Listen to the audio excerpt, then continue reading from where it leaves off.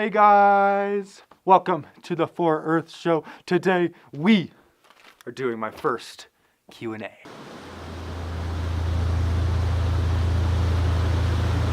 So I was asking you guys on Instagram, on Facebook, on Twitter to ask me questions about my lifestyle, about life on the road, about traveling, about basically anything. It could be anything you guys wanted to know. To be honest, I didn't think I was gonna get any questions whatsoever, but I ended up getting a ton more than I thought. This video is gonna be a lot different than I imagined it to be when I first asked the questions, but now it is gonna be solely a Q&A. That is it. I'm gonna answer all your guys' questions. Let's get right into it. So this first question is from Sandra, and she asks, how long did it take you to save money for your lifestyle? And that is a great question because I think I talked about this a little bit in a previous vlog, but it took about 2 years to save money. And it wasn't just 2 years of casually putting some money aside, it was 2 years of making sacrifices, of living a rougher life because I knew in the future I would be living my dreams. So my brother Murillo says, what are 3 things you would say to someone looking to get on the road? I guess my first point would be know your end game, know your goal, know what you want to travel in and how you are going to achieve that. I would do as much research as I can to figure out what would be personally best for you to live in, to travel in. My second point would be patient. You might not find the perfect vehicle right away, but don't just jump at the first vehicle. Don't just jump at the first few things you see. Be patient. I promise something that's fit just for you will come to you. I promise that. And the last one is don't worry about money. Stop thinking that just because you don't have enough money that you can't travel, that you can't see the world, that you can't do the things that you love to do. Just because I did save up for 2 years and because I wanted that security and I wanted to be safe about it, doesn't mean that you can't go out there with just $500 to your name and see many states, many countries, many different opportunities are out there for cheap. All right, third question. My buddy Paul asks, what is one thing you won't take for granted anymore after being on the road? And this is kind of an easy one. Water. I will not take water for granted anymore. I am so blessed by the opportunity to have available drinking water, to have available water to clean myself in, to clean my dishes and whatever not. All right, so question number 4 is Alex asks, what is your go-to meal when you have time to prep? So when you have time to cook and prep. Recently, I haven't had time to do any of that, but when I'm in my RV and cooking, I love to cook. Just first of all, I love to cook. I cook pretty much every one of my meals. I am a health enthusiast. I'm full plant-based. So when I do have time to cook, it's stir fries and like rice and that kind of thing. It's Buddha bowls, which is basically just a fancy word for raw bowls, just basically like health bowls that just give you every single nutrient you need. Christy asks, have you met some cool people along your journey? And also, are most people kind out there in the world? So the first part of that question is yes, I've met some lovely people. It's funny, they're usually couples. That's who I attract. That's who feel comfortable talking to me, and that's who I feel comfortable talking to. It's funny when you meet another lone traveler, it's like, you're a lone traveler, you got your own little life going on. I'm a lone traveler, I got my own little life world going on. So it's funny in that respect. Just amazing people. And to slide into that next question of, are people kind out there?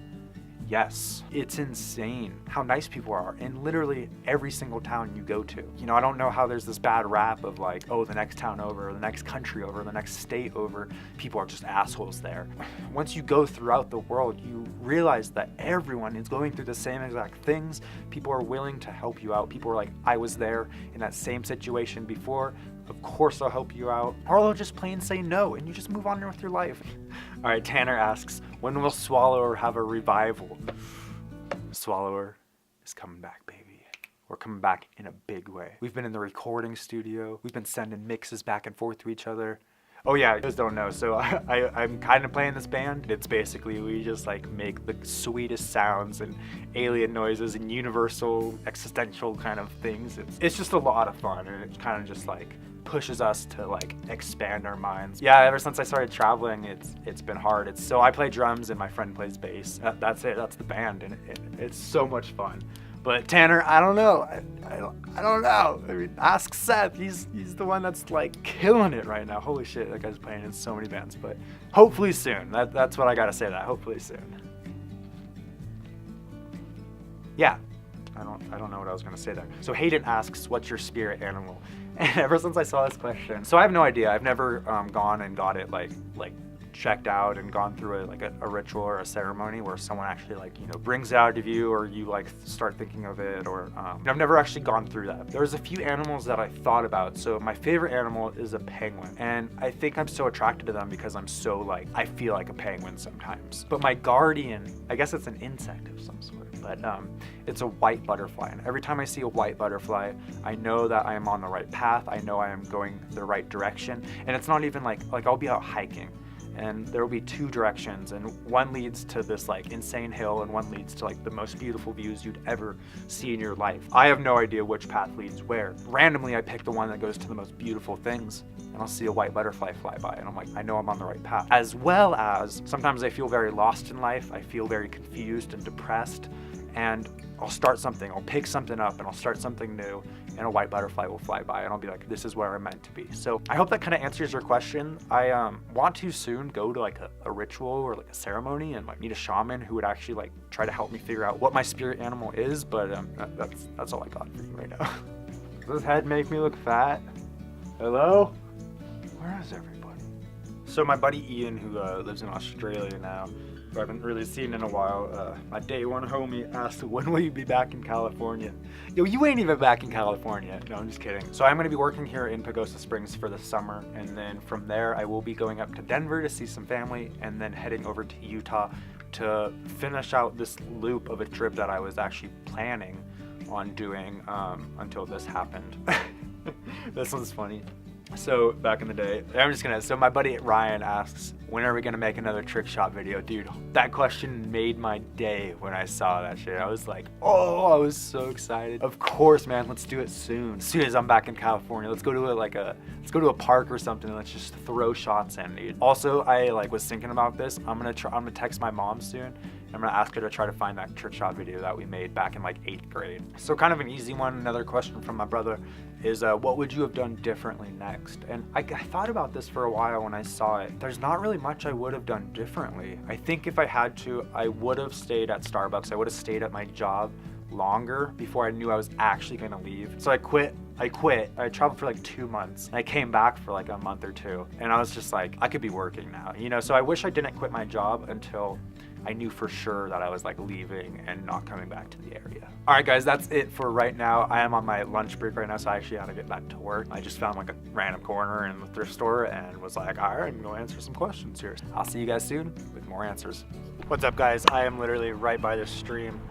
As you can see, it's beautiful out. The sun just went down over the horizon, so the lighting is honestly perfect right now. But let's answer some more questions. Taylor asks, what is one place you are excited to travel to? Is Alaska. Alaska. That is the main thing. I know I'm very into the wild about it. And it's not just being in Alaska, it's the whole Canada part of it too. I really am going to enjoy and travel all around Canada, exploring just the unknown. And there's a lot of places in Canada that are very desolate. I do want to get to Alaska and explore out there and work out there and live out there for a little while in my RV. So that would be awesome. Another day one homie, Kanan, asks, what's been the hardest part so far about being on the road and on your own? Definitely that on your own part is the hardest part. Being completely alone and traveling around, which means I am driving everywhere, which is usually hours apart, so a lot to worry about. I am cooking all my meals, I am grocery shopping, I am cleaning up, I am trying to make a living. There's so many things that it's just sometimes it would be nice to have a break. So that is definitely the hardest part about my travels and about being on the road and on my own. I mean, look at this. Look at this sunset. Oh my gosh, that is so beautiful. Okay, my Maja asks, what is the weirdest thing that has happened to you on your trip? Okay, the weirdest thing was in Pagosa Springs. I got hit on by a 45, 50-year-old Chinese guy. The weird part of the story is that he found my number somehow. I don't know where. I don't have my number out there for people to just find. Found my number and texted me asking me out. That is weird. I mean, I don't think it would have been that weird if you would have said it in person, but finding my number, it was weird. I was freaked out for a couple days thinking what's gonna happen? Is the FBI gonna be after me? Is all these random Chinese gay people gonna be after me? So yeah, that was kind of weird. That was definitely a weird thing to happen. You know what's kind of funny is this whole time, my phone's been dead. Honestly, I've been charging it like all day. You know me. I got my notes. So question number 87, Maria asks, and yeah, I am still doing this, by the way. Maria asks, how many animals have you met on your travels? I meet a lot of animals that are wild, but I meet a lot of dogs just because the lifestyle that this entails, it's a dog culture. People don't really have cats or like birds or lizards or, you know, different like kind of things like that traveling around. Dogs are a really good companion.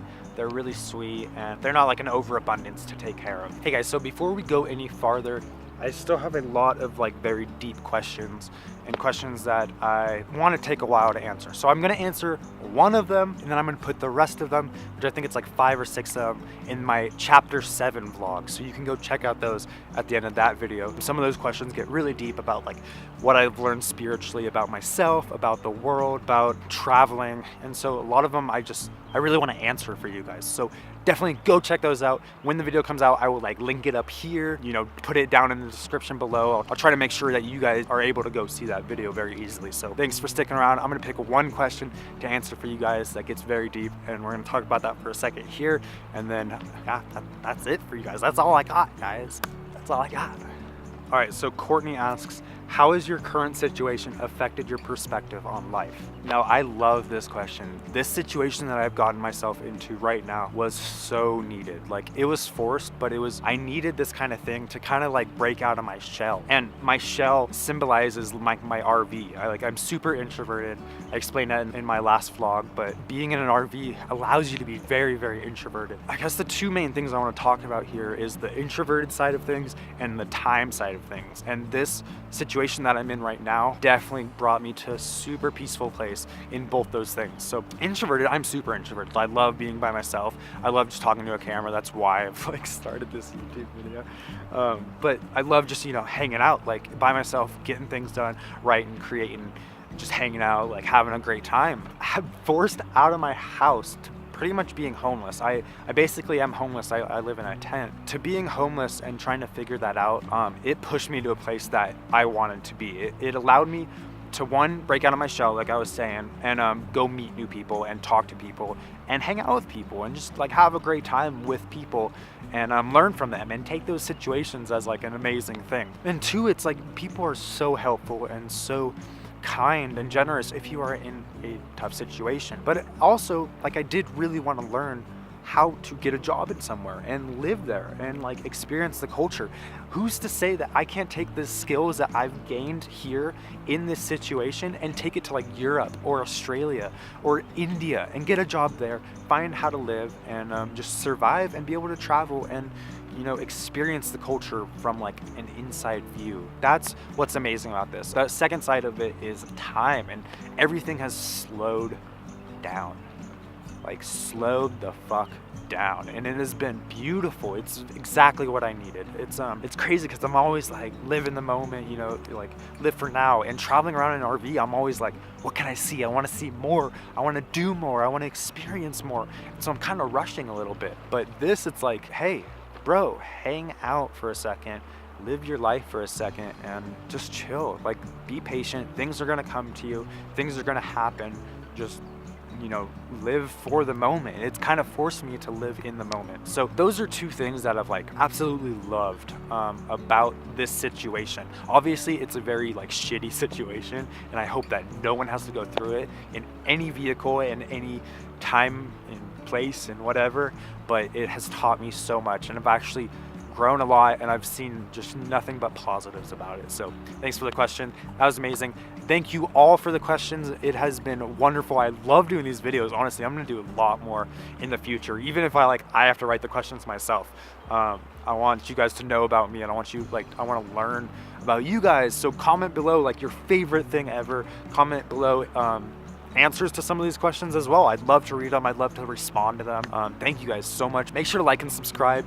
Follow me on Instagram at Philip Morello Vlogs, where the chapters, the stories, the adventure continues there. And I will see you guys next time. I will leave the link for my chapter 7 vlog, where the rest of the questions where I get super deep.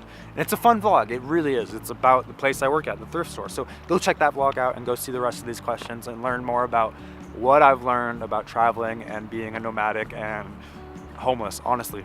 All right, bye guys.